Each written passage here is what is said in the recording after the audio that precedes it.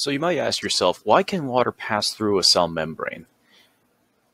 Starting with Earth, all you have to do is just memorize what can or cannot pass through. For any upcoming tests and worksheets, you only have to know what can go through simple diffusion and what kind of needs a protein channel or pump, maybe even endocytosis to help get it through. Start with the basic list. You have all your basic gases, oxygen, carbon dioxide, nitrogen, and then you have all the charged particles and larger ones. You'll notice there is a difference between the classes. You can almost see them just by the shape and sizes.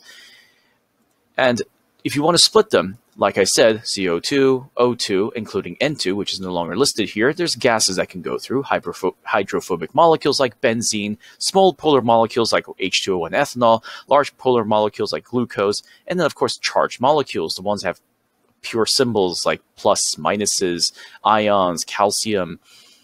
And this is the kind of list that you want to just sit down, memorize, use your flashcards, Quizlets, and all that good stuff.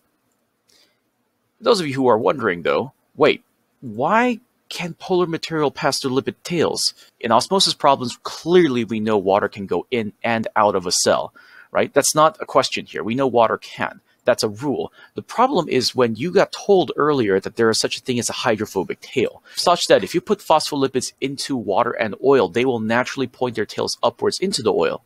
You put it with all of water, they'll put all their tails together to avoid the water. That's literally the definition of a hydrophobic region and what the hydrophobic tails do.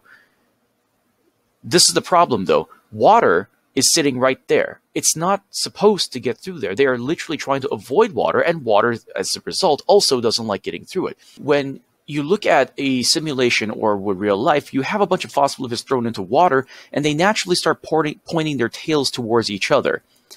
The idea is that phospholipids with their tails that are so hydrophobic would naturally avoid water. So why would water have the ability somehow to pass through it?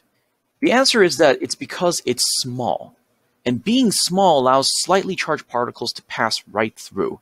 There are simulations, and in real life, there are other factors other than just the charge of a molecule. So the fact that water is polar doesn't exclude it from having the ability to cross through a gigantic mesh of hydrophobic region. You see, in this simulation here, you can see that the water molecule actually struggles to get through. Now, if there were more things, say a lot of pressure, if the fluid membrane was a little bit more fluid, then the water could in fact pass through. And this is exactly what happens in real life. Now, for those of you wondering, you can draw the analogy to that of when Frodo's trying to get into Mordor, or when Merry actually stabbed Witch King, or even when Pippin's lighting the fire. Why did they succeed? The answer is because they're tiny. As a final thing, for analogies, you guys can pretend that a football from now on means that it's charged. And holding a football means that they're going to try to stop you.